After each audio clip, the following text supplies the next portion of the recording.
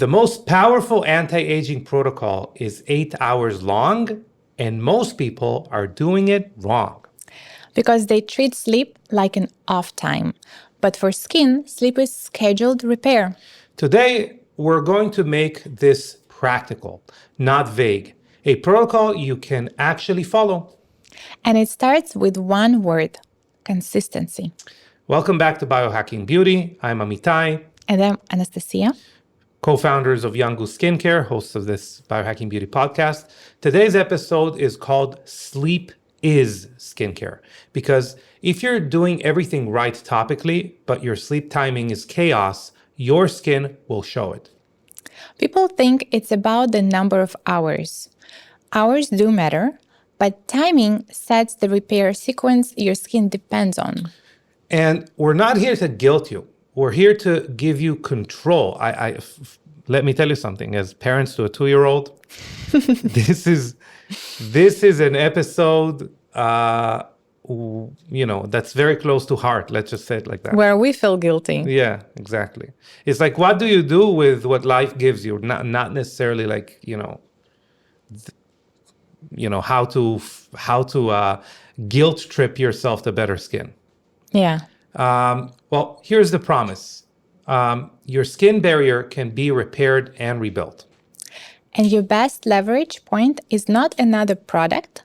It's stable sleep timing that protects your repair windows. Consistency is the active. We're going to say that a lot, actually. Okay, quick check. If your bedtime moves around and you're basically forcing your skin to run a factory on a random schedule. I mean, no factory hits peak output with a different shift start every night. Here's what most people get wrong. Skin has repair windows. If you keep moving your bedtime, you keep missing them. You keep kind of confusing your skin. Yeah. And the big 3 windows we care about tonight are melatonin onset, the growth hormone pulse, and overnight barrier recovery. The reason is you don't need a perfect life, as we stated before. What you need is a repeatable window. Let's put the science into normal language. 1, your skin has circadian gene expression. Circadian. I'm struggling with the word, but I hope I understand. If you had better sleep, though, you can. I know. Circadian. Your skin has circadian gene expression. Timing turns programs on and off, including repair programs. So your biological onset of repair. In other words, your skin has a schedule. 2, transepidermal water loss, which is water loss through the skin, and it follows a rhythm as well. When timing is unstable, barrier recovery gets messy and you wake up drier, more reactive, and more textured. In other words, you didn't randomly wake up dull.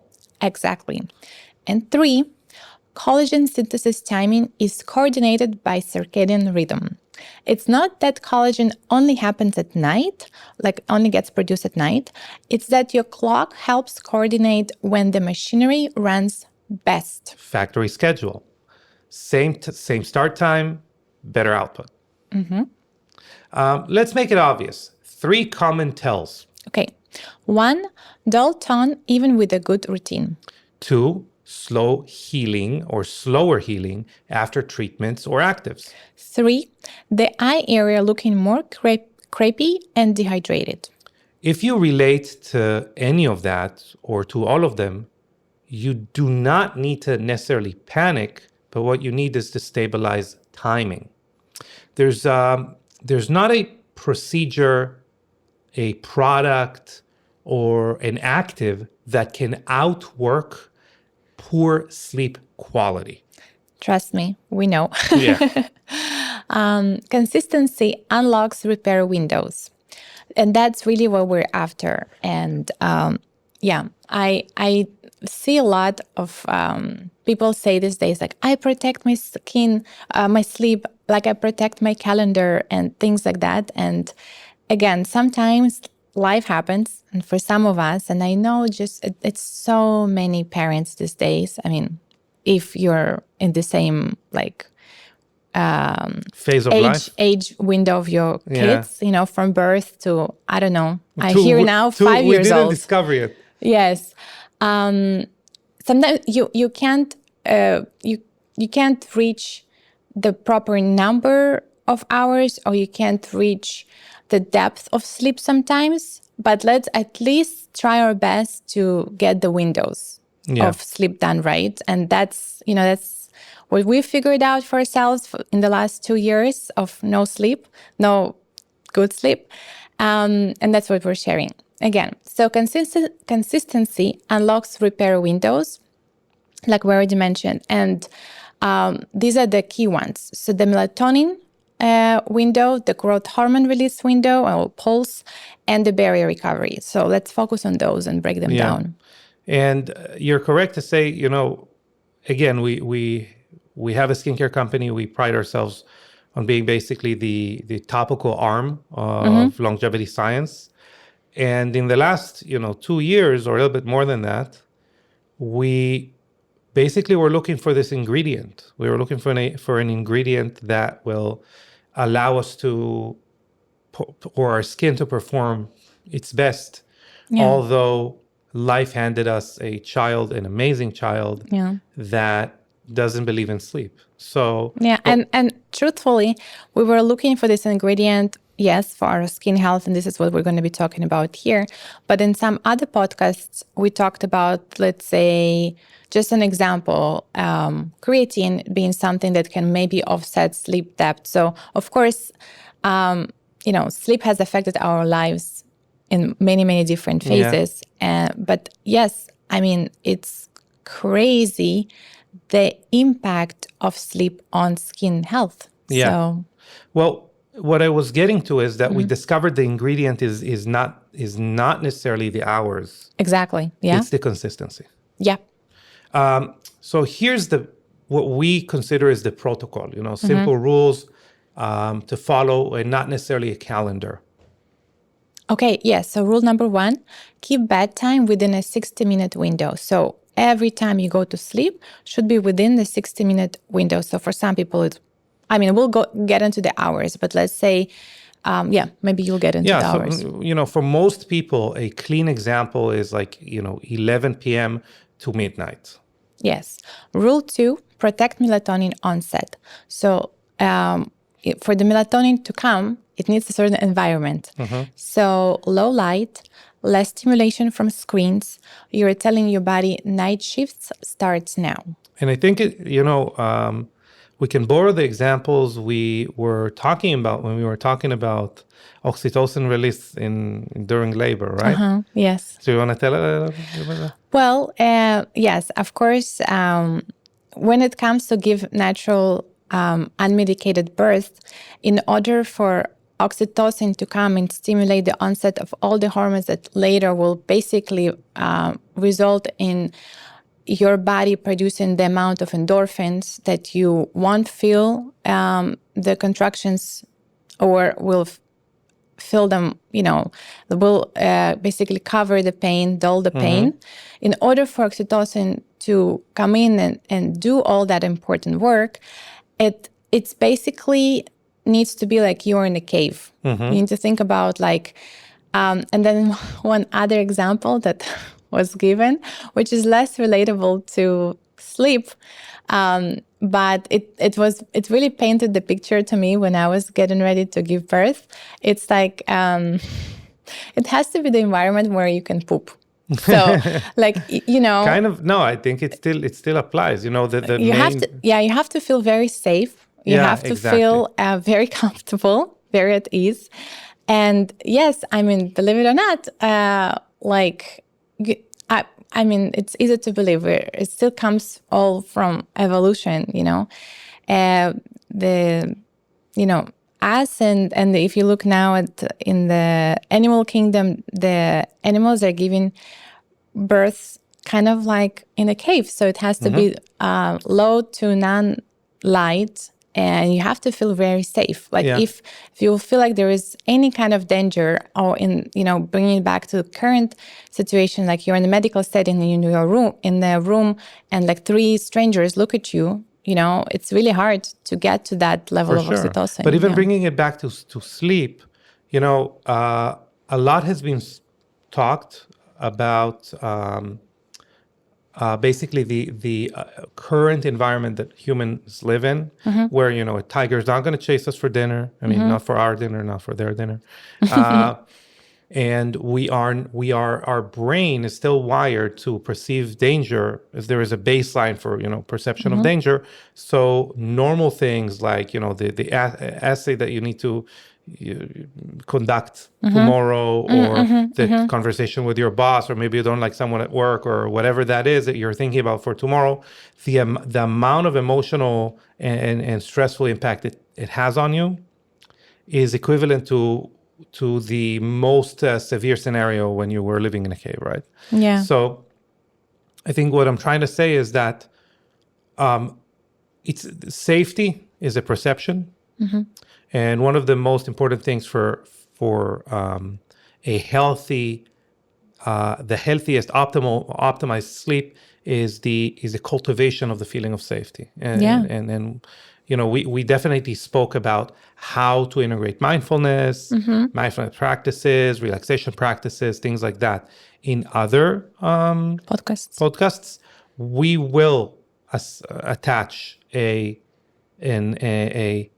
kind of a workbook, or however, we didn't settle on a name. I call it a companion. No one in the company likes that word, but we're going to attach a downloadable companion to this podcast, which would go through some of those.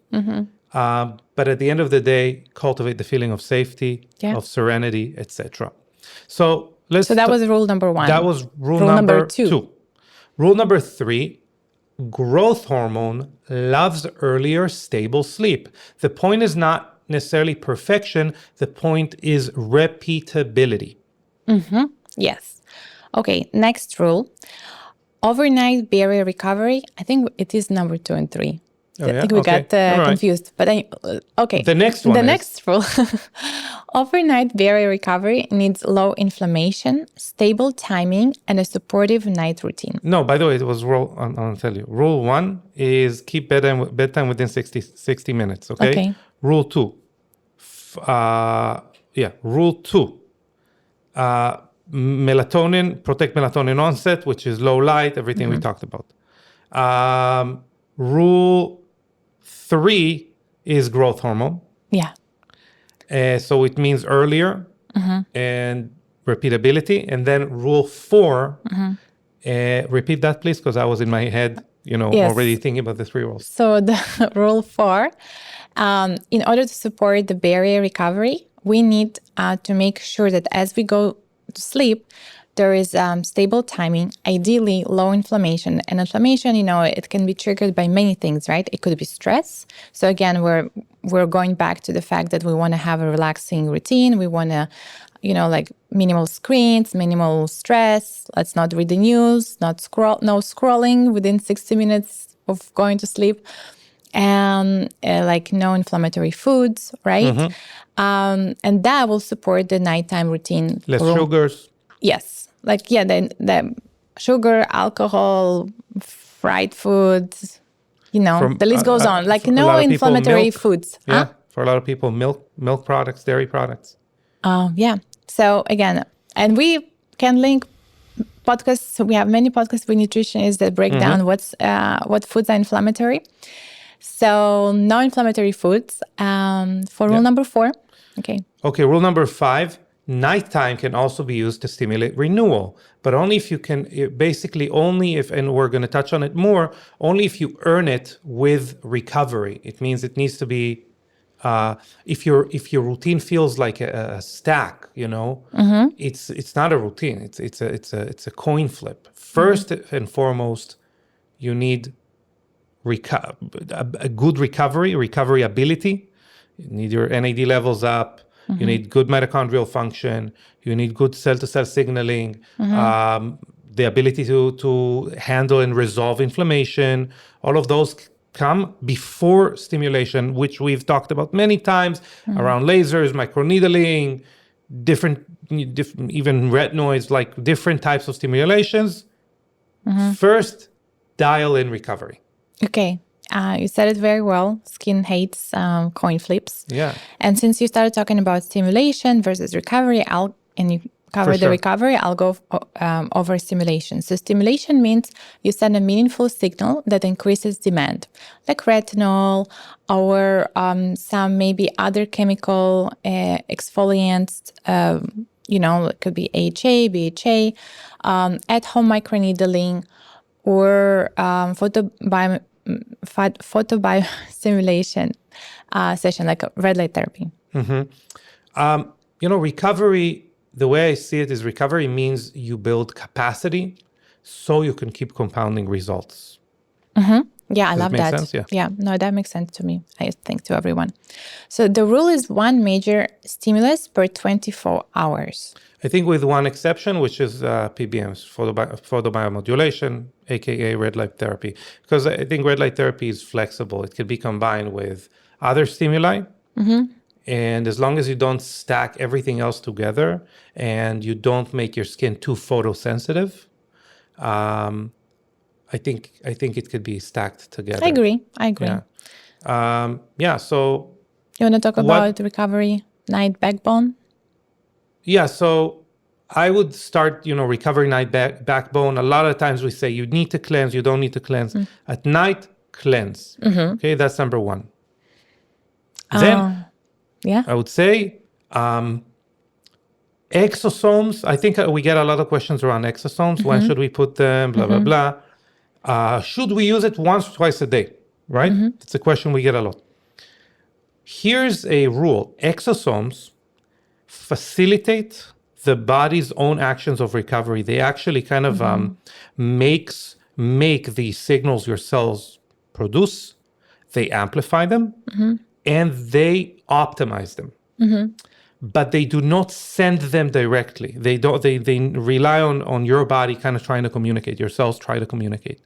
So your cells are trying to communicate recovery significantly more overnight. Therefore, most of the results of applying exosomes would be with night application. Yeah. So within the backbone, first, these are like must-have steps, if you would, right? Cleanse, then when your skin is dry, apply vampire exosomes, then, you wait. For it to absorb. I say on the safe side, wait 10 minutes. Yeah. I'm learning also on myself. And I often say that, when new information comes to light, or I may change my protocol or my mind. So in the beginning, I just waited until I really feel that it's dry. And so sometimes I would be like even 5 minutes and I would move on with my routine.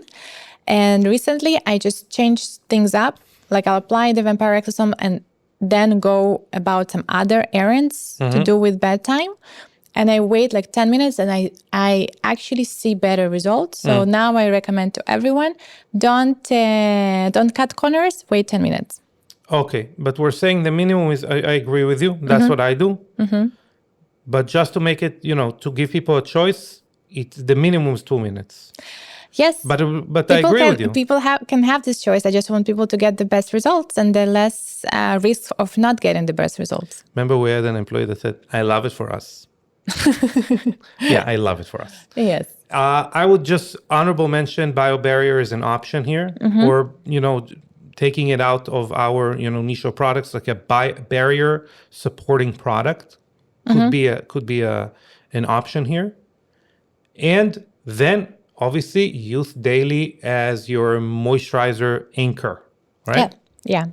So hyperbaric mask can be your final step at night, or other occlusive. If you have a facial oil that you like, you can use that instead of the mask. And then, I personally think that everyone can use it nightly. And you'll get like the most intensive results. If you wish, you can then later go for maintenance, and then you can use it as needed. I'm talking about the occlusive. But really, if you wake up with your skin slightly tight or dry, try adding an occlusive step over your moisturizer, and then gauge, do you want to do it nightly? Do you want to do it a couple times a week at night? Yes, it is true that exosomes, the better they work, the more your skin might have tendency to feel drier. Yeah, because of the stimulated renewal, actually, Yes, exactly. and repair. So that's why we kind of mentioned biobarrier here. We kind of make sure that we mention that you need a moisturizer, another layer of occlusive, like hyperbaric mask. This does not mean it's not, it doesn't fit. Your skin is not a fit for it. Maybe the opposite is actually true. But it does mean that for your feeling of hydration, etc., you should use a more occlusive product or two afterwards. Yeah. And I mean, if you are working in biobarrier, as Amitai suggested, so you're doing exosomes, then you're doing biobarrier, then you're doing the moisturizer, most likely this will be a great combo, and you might not even need hyperbaric mask on top because the biobarrier already acts as an oil. And in this case, it fits better to apply that before the moisturizer. I just don't want people to be confused. But I do want to mention something.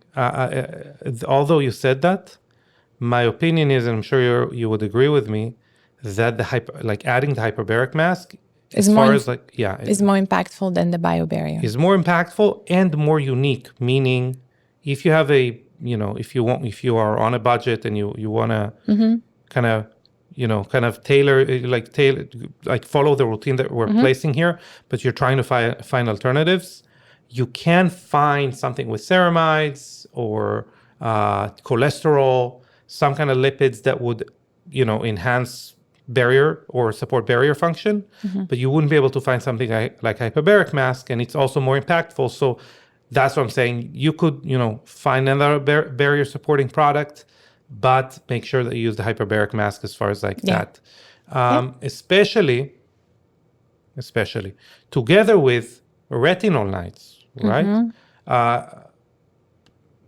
I would say, we talk a lot about stimulation nights and recovery nights, and especially we talked a lot about recovery. Use retinol when you start, any vitamin A, start at 2 nights per week. Yes. That I think would be best. And then what should they do? And then you increase by 1 night per week every month, additionally, based on the tolerance. And then most people there are different retinol formulations. With our retinol, it's called bioretinol, because it's the retinol is 0.5%, which is kind of sweet spot where you don't get that sensitive. And then we also submerged it in biomimetic lipids, the same lipids we use in biobarrier. So you don't really have to use both of them. You can use just the bioretinol, if that will be the choice for the key ingredient. And so since the retinol is submerged in lipids, again, there is even less chance of retinization, which is that process where you get used to the retinol and your skin is peeling temporarily. So most people can use bioretinol even nightly. Yeah, I would say, again, giving people a little bit of an alternative. You could, if you have a retinol that you like and you're trying to do half doses, you have a night, you use it, 2 times per week. First of all, just to reiterate what you were saying about adding another night per week every month. So you use it, 2 nights a week. For the first month, you're dealing with it well. The second month, you're going to do it 3 times per week for an entire month, etc., etc., etc. Yeah, but if slow. Yeah, if you want to try half doses, you could add, let's say you do 2 nights a week, and you're unsure 3 nights a week is good for you. The next time you do it after the moisturizer. Yes. It's like a sandwich technique. You apply the moisturizer, then you apply the retinol, and then you apply the moisturizer again. Yeah. So you kind of have that better buffer. So that's kind of a half dose. You don't have to go another full night, basically, even though you're adding a night. Yes. But if you feel that you have a lot of flaky skin, itchy skin, and persistent redness, what do you do then? What do you do? You back off. Oh, yeah, you back off. Yeah. Yes, I've never heard about backing off. exactly. But So if that shows up, do not push through, add recovery nights. And then remember that you might have multiple products on your shelf that cause stimulation. Then let's say you have the retinol and then you have, you did the red light, as I mentioned, right? And then maybe you didn't realize, but in your facial scrub, you also have like chemical enzymes. For example, it would be in the case of nail polish, our scrub, it's dual function. It has physical granules that help exfoliate the skin, and it has enzymatic exfoliation. Yeah. So I really do not recommend to combine them. In the facial room, it's different. When you go to a professional, they can and often do combine using retinol, nail polish, and then even another like a chemical peel, all on the same facial. But it has to be done skillfully, and that's your like monthly facial. You know, it's not something you should be doing, too often. And I do not recommend to do it at home in general for yourself, unless you're an esthetician. Yeah. So again, like just to reiterate, what happens if your skin is reactive or inflamed? You focus on repairing your skin barrier, and you're focusing on hydration and ingredients that push recovery instead of further sensitizing your skin. Yeah, fantastic. Okay, at-home microneedling. It also counts as a stimulation night. Yes, or even rolling. Even rolling, yeah. Yeah. So what would you do post that microneedling night? Okay, so after microneedling, you run 2 to 3 straight recovery nights. No retinol, no nail polish, no stacking. Yeah, cleanse, vampire exosomes, optional biobarrier, use daily. Keep it boring. Boring is how you win. Yeah.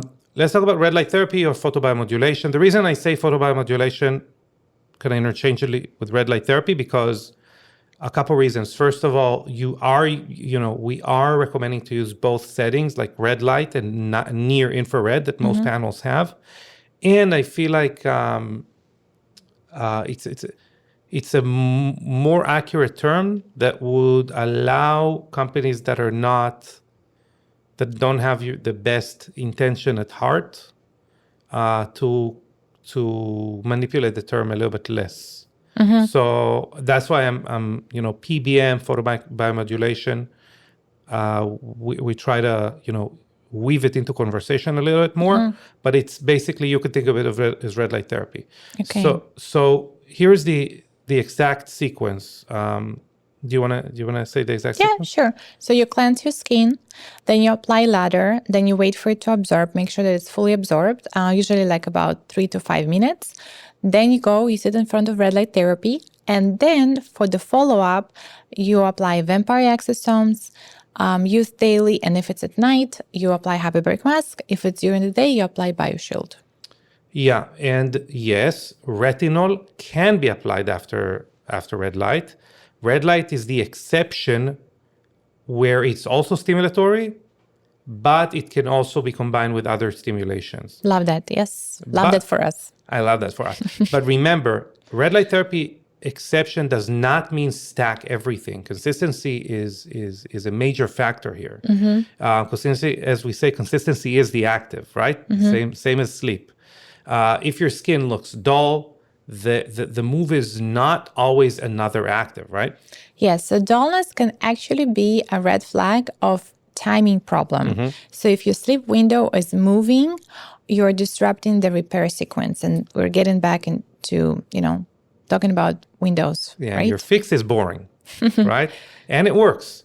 Pick a bedtime window and protect it. Let's take a second to talk about why your skin looks less firm than it used to, even though you're doing everything right. And the collagen may not be the problem. Elastin is what allows skin to stretch, move, and return without leaving lines or laxity behind. And once elastin signaling breaks down, you cannot hydrate or peptide your way out of it. The issue is that elastin degradation is silent. By the time skin starts to look lax or less responsive, the damage has already compounded under the surface. Most routines never acknowledge elastin at all. So we built one that does. The elastin action protocol is the system we use to protect elastin function before visible laxity sets in. It focuses on reducing oxidative stress, supporting fibroblast signaling, and targeting the areas where elastin breaks down shows first, including the jawline, neck, and under the eye area. Inside the protocol, you will find structured morning and evening routines, red light timing for elastin preservation and recovery, guidance for post-treatment periods when elastin is most vulnerable. This is not a firming product, it is a structural intervention. If you want the full elastin protocol, you can download it. We will send it straight to your email. The link is in the episode description. If your routine only focuses on collagen, it is missing the real issue. Okay, so you want to do a quick recap? Yes, let's do a quick recap. Your skin has repair windows, which is melatonin onset, which is dictated by your exposure to, blue light before you sleep, calmness, nervous system relaxation, etc.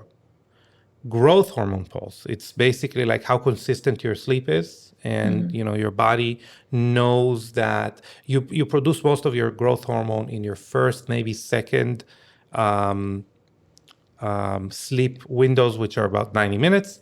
So this is important to time it correctly. Like we need to have consistency there. And, consistent overnight barrier recovery, that deals with like how inflamed you arrive basically to bed, right? So we need to lower inflammation, and that would allow our barrier to recover more. Obviously support it with nutrients and with topicals that support barrier repair. That's basically it, right? Yeah. Great. And I will add that since we're on the topic of sleeping, and a couple of more things that I do before I go to sleep to optimize my skin in the morning would be one, I tend to give myself like a gentle facial massage. That is also something that helps you kind of like relax, thinking about, setting the stage for relaxing, night. And then I apply the Japanese facial tape, which if you're interested in the facial fascia work or tapes, we can link the past episodes where we brought experts to talk about it and the benefits of those modalities combined. And especially the tapes to really help your skin get more out of your sleep. And one other topic, like while we're on the topic of sleep, is the way you lay your face at night. And it's...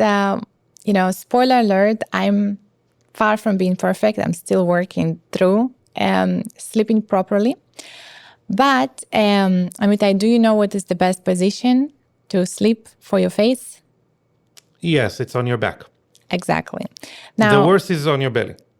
Exactly. And I've been a belly sleeper all my life until just a few years ago where I'm like, okay, I really have to not be a belly sleeper. And I managed to now teach myself to sleep on my side, which is still not great.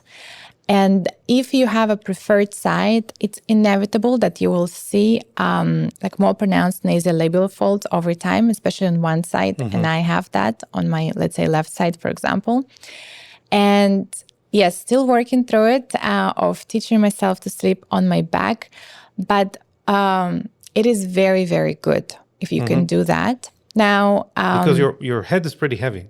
Yeah, believe it or not, it's like as heavy as the bowling ball, which is crazy. So it gives you the perspective of how strong your neck is. And that's why, I don't know, sometimes the neck muscles can be so tense because this bowling ball, the neck has to carry it, hold it right in tilted position when we're looking at our screens and computers during the day. So Yeah, That's but that's what you put on your pillow every day, and your skin is kind of smooshed between it and the pillow, right? exactly. So if you sleep on your side or face down, so then imagine, so your skin is getting pressed by that bowling ball at night. So as you can picture it, that's pretty intense for your skin. And with that comes the question about the fabric of your pillowcase. Yeah.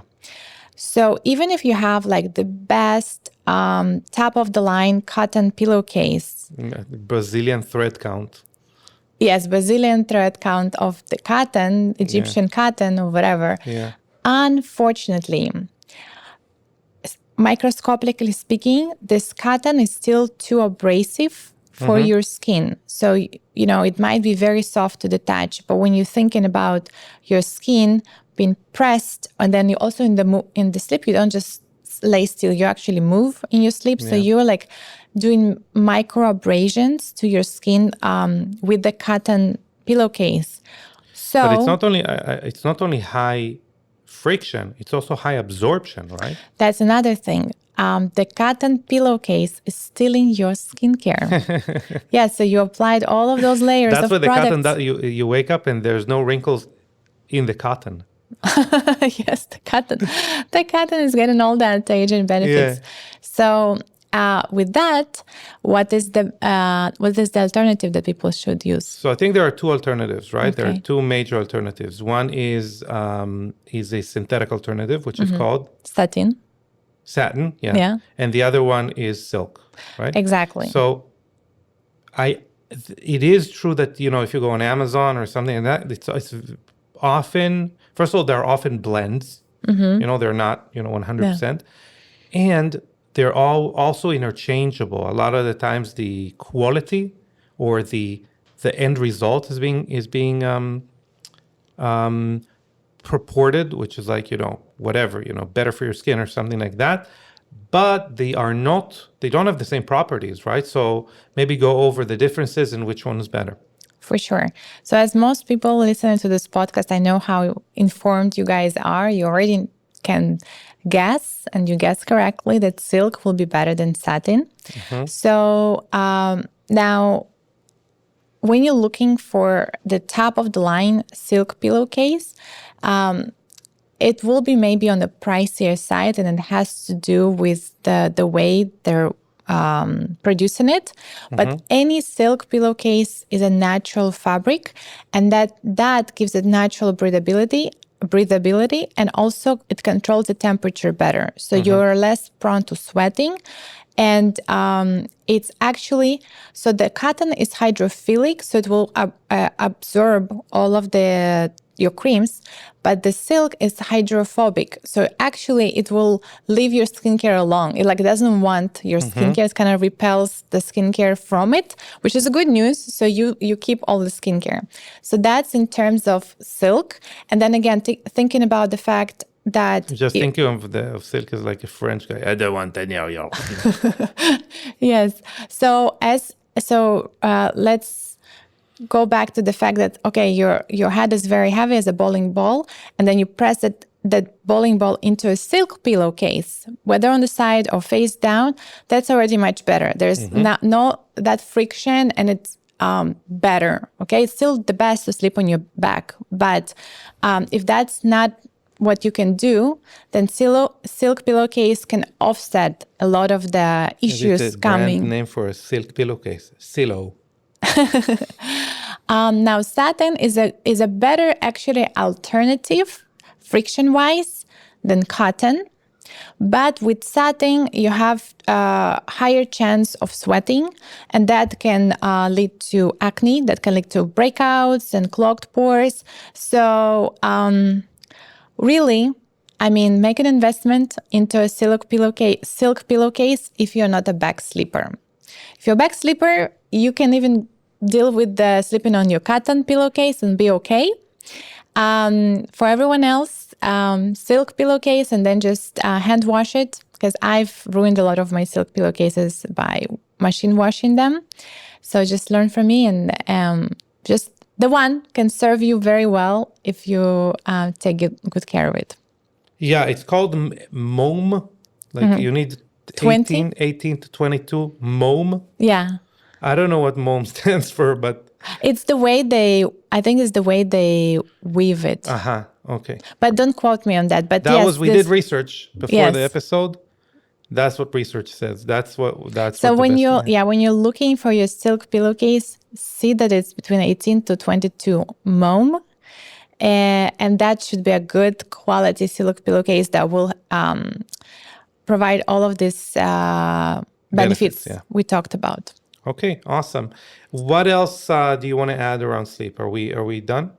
Yeah, I think we mentioned that. I mean, one other thing I guess we didn't touch on is like supplementation. You know, something to from inside out to give a good chance for better sleep. I'm gonna go through supplements that you shouldn't take.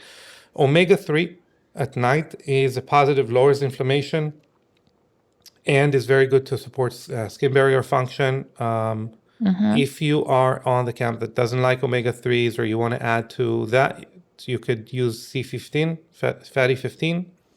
Or you can use the balanced oil by Body Bio that has a good ratio of omega-3 and omega-6s, but that's provided that you already have anti-inflammatory diet and you don't eat like seed oil and stuff. Yeah, high omega-6 diet. Within those parameters, and mentioning Body Bio, phosphatidylcholine, or PC as it's called by Body Bio, very good. One more supplement that I would recommend to take at night is spermidine. And that's something I was talking about. No one, even the spermidine people, didn't understand what I'm talking about. Spermidine is amazing for, obviously stimulates autophagy, which is similar to fasting. You fast at night, so you get this boosting of ability, but it also contributes to sleep. Magnesium is extremely important. Glycine, yeah. So you could take magnesium glycinate, which has both of those. However, the magnesium that can cross the blood-brain barrier in the best way is called magnesium threonate. So you can take your glycine separately. Also taurine. So a lot of people, we take, for example, a powder that has both glycine and taurine together with N-acetylcysteine, so NAC. So these are L-theanine for relaxation. So that would be supplements that are good for sleep. Here are supplements that you don't necessarily want to take around sleep, which are B vitamins. B vitamins are to some extent are energy supporting vitamins. You should keep them for the morning. Another one is carnitine or L-carnitine. Same thing. We supports brain function and brain alertness. Functional mushrooms sometimes for some people are going to do similar things. Lion's mane. So, to me it doesn't affect my sleep, but no, for me it would keep me up. We also take creatine at night. Creatine at night, that is not necessarily because that's the best timing to take creatine. But that's just because we're trying to separate. Again, I was talking about that when we were talking about the creatine in the episode that we had Dr. Dan Party here. Yeah, you don't. I'm just saying we need to separate we need to take creatine a few times a day and not all at once. If you're interested, go listen to that episode. Yeah, I mean, I went in detail of what happens otherwise. Yes, exactly. So no, B vitamins. What else? I think that's basically it. Yeah. So NAD support would not be recommended as well. You should be taking it in the morning. NR, NMN, and NAD3. All of those NAD supporters you don't want to take at night. A lot of peptides you indeed can take at night, but not peptides that support, brain function, whether it's injectable, orally, nasal sprays, things like that. Yeah, everything that keeps you sharp in the morning. My rule, I can't take it after 2 p.m. Yeah. So if I missed the window, I got caught up in the morning and I didn't take it over lunch, that is it. Okay. Otherwise, I'm just going to be wired. Let's talk a little bit. I think one last thing is, just consumption of food Wow. around Yeah. bedtime And liquids. and liquids. Okay, so you can Yes. start with liquids and we'll go from there. Well, I think so. With food, they say not to take it past 3 hours before bed, and that really helps you sleep better. And then with liquid, again, it's a little bit hard because sometimes for us, we put our toddler to bed and then we go take our night supplement and then we fall asleep within like an hour, and that's not great. But I've heard it on multiple podcasts that, I mean, if you can avoid drinking also 3 hours before bed, that's the best, but at least 2 hours so you don't end up wake yourself up to go to the restroom. Yeah, all good points. Here are a few things. So I've heard it from a few experts already. So I cannot trace it to research, but these were experts in the field. If you are consuming water closer to your bedtime, have them be higher salinity, have more salts than That makes sense. normally. And the other thing is so they can actually get into your cells, etc., and be expelled less quickly, basically. Also, don't drink cold water for the same reason. So warmer water or I mean, room temperature. I feel like in general, in the evening, speaking of like relaxing bedtime routine, warmer liquids are better. Like, if you can have Teas or something tea, like that. like what Soups. I don't know. Yeah. We drink tea, to relax at night. And as far as food, for most people, and obviously it depends what you ate, right? But you should definitely not eat past 90 minutes. So 90 minutes before your bedtime. You hear people like Brian Johnson saying, I'm not eating anything since noon. There is also you need to keep your mental And not everyone health. but I'm not saying, okay, first of all, whatever works for whomever, but most people will not have his lifestyle, so exactly. You want to make sure you're doing something that is congruent with how you live your life, etc. 90 minutes is a good rule. Obviously meat, things like that, things that digest less quickly, mushrooms, eggs, you probably want to wait 3 hours, 4 hours before eat them before you go to sleep. And that's, I think that basically is it. Oh, one more thing, which is temperature. Oh, temperature of the room, yes. Temperature of the room. We want to live in the way that our internal body temperature. We also have a circadian rhythm as far as like temperature. So in order to fall asleep, do you want to? No, I rather you speak about it because in my head I have Molly's voice, sleep coach Molly, telling me that she brings the room temperature to 60 degrees, and I cannot even get close to that. So I rather you speak about temperature. So you might be like half penguin. Anyway, no. So we want a colder room, colder climate to fall asleep and to get into deeper sleep. And in general, what happens to our body lowers the temperature around when we go to sleep, and to wake us up, our body raises the temperature. So, if you look at advanced mattresses and things that regulate your body's heat, they lower the temperature in order to make you fall asleep or keep you asleep, and raise the temperature in order to wake you up. So that's as far as that. Yeah. When we talk about external factors like sauna or cold plunge, you actually might want to consider thinking about it the opposite. And what I mean by that is, so if we engage in a cold plunge or like deliberate cold exposure, our body responds by working extra hard to raise our body temperature as a counter to that. And what would happen is that your body you're gonna have like a overshooting of that activity.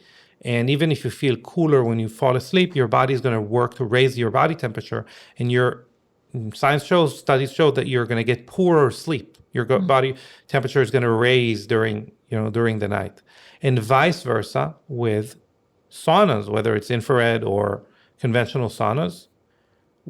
Your body's working hard or is responding by lowering or maintaining your body temperature less, or lowering your core body temperature post sauna.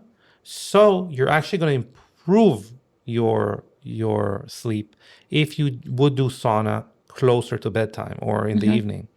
So your body's core temperature is actually lower after that. So that's as far as temperature. Very cool point. Yeah.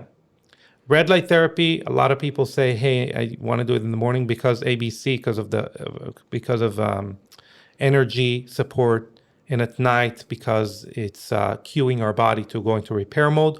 Both work. Both are good. It is not interacting with what are called catecholamines, which is the chemicals that run in our brain, basically, that determine alertness, etc., or different things. So there's no problem doing it in the morning, in the evening. Definitely, we're talking about therapeutic red light therapy. We're not talking about just the light in the room. That would be always important to do at night. Okay. Anyway, that was a long podcast, longer than we expected. So, any words to finish? Any closing thoughts? No. I think we covered really sleep is skincare, and with that, there is a caveat of that there's nuance of best preparing for your sleep. And I hope that this podcast, which we might break into two, I don't know, we'll see, give you like the best guidance. And you don't have to take notes as you listen, because we're going to have a companion. We're going to have a protocol, downloadable protocol that you can refer to, and hopefully it will be helpful for you to optimize your sleep. Amen. So sleep about it. Sleep on it. Okay. Thank you so much, guys. See you next week. Bye, everyone.